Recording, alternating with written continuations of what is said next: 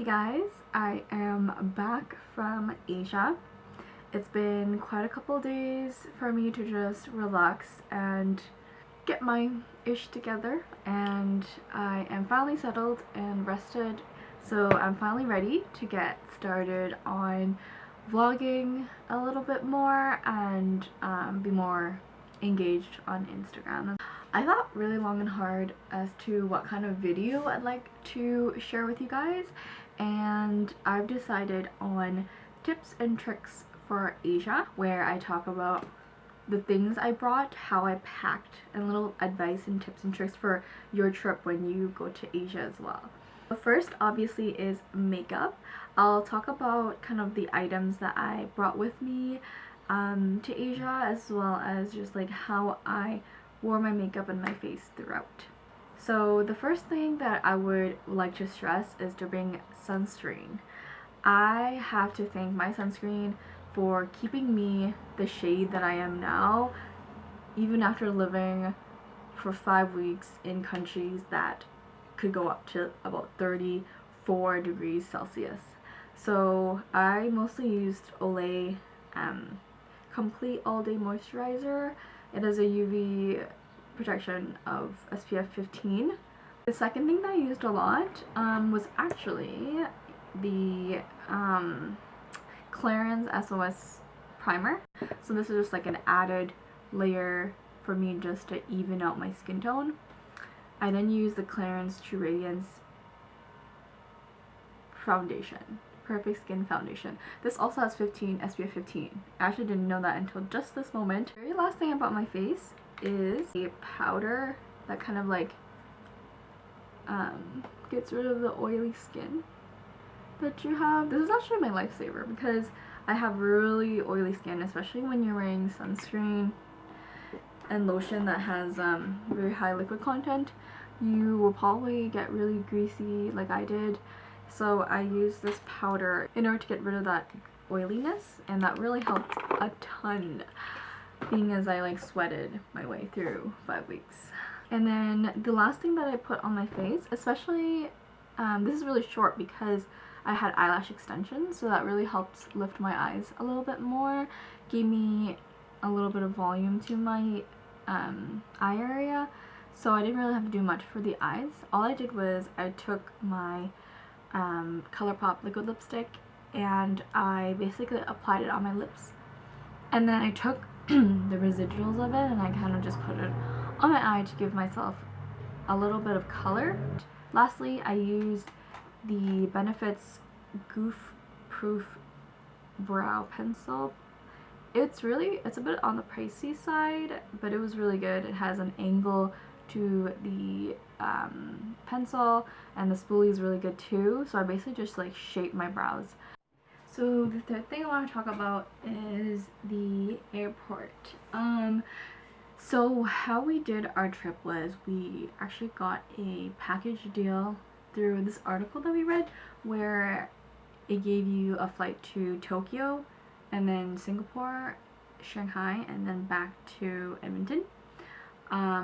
The whole package was only $1,000 and then we booked it through Expedia. So the flights were with Air Canada and then Air Asia and then back to Air Canada. And then what we did was we added a couple of countries in between where we would fly from, for example, Singapore to Indonesia, Indonesia to Malaysia, Malaysia to Shanghai, and then come back. So it was much cheaper that way. Obviously, it was like just a lot of fun going on flights. Almost every 5 to 6 days you're packing, which gets really tiring, to be honest. So the first thing I learned at the airport was from Singapore going to Malaysia, it was fine. But within Malaysia, they were very strict on the 7 kilograms for both of your carry-ons rules. So we had to pay like $25 for domestic flights for our extra carry-on to be checked in. And then from Malaysia, leaving Malaysia to Shanghai, we had to pay $50 to Air Asia because my carry-on was like over 13 kilograms. So be really careful with what you pack. and also buy your checked-in bags in advance for within Malaysia. Another favorite of mine that I do like to mention is my Osprey Fairpoint 40-liter backpack. So it was very expensive. It was like $210, very expensive, but it was the best financial decision I made throughout this whole trip, or for the trip. This Osprey backpack, it's basically my size, and it has like this whole option for you to like have the straps or not, and you can just kind of zip that up. And then it also has like this kind of like handle for you to take as well, so I love it. One thing that I love the most though is these belts, or these straps, where you kind of just clip them on and then tighten the bag. And I loved it because like I had a lot of plushies that I took home as souvenirs, so I literally just like kind of compressed and like sealed the bag as much as I can, and I carried it with me, and it was just like so good. Like I was just like amazed at how much it could do, how much it could carry, how much I can put on my back without feeling like I'm about to die, versus my suitcase. So that's one thing I really am glad I invested in before the trip. Alright, lastly is finances. So we were on a pretty tight budget, especially coming out of school, having basically your net worth being in the negatives.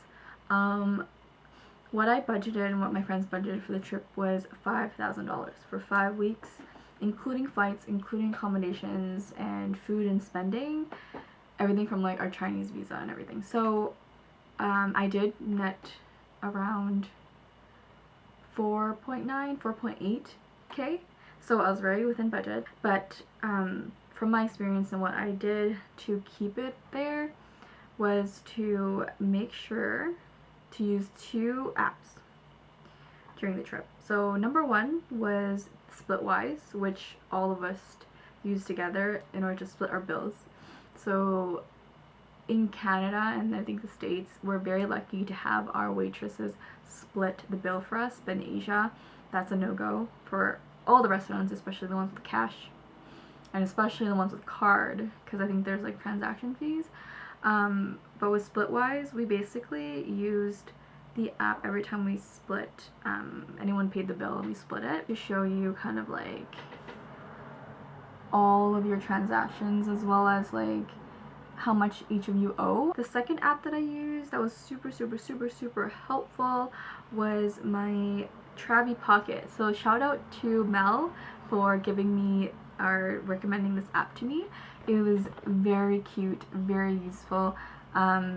You're able to track every little thing that you spend it on. I know it's annoying, but to be honest, it just gives me a sense of accomplishment, as well as it's able to show me how much I spend per day, so that if I were to pull out cash or convert money when I'm there, it was very helpful. Like I was able to be like, okay, I spend around like $100 a day or $200 a day, or staying for another 3 days, I need more cash.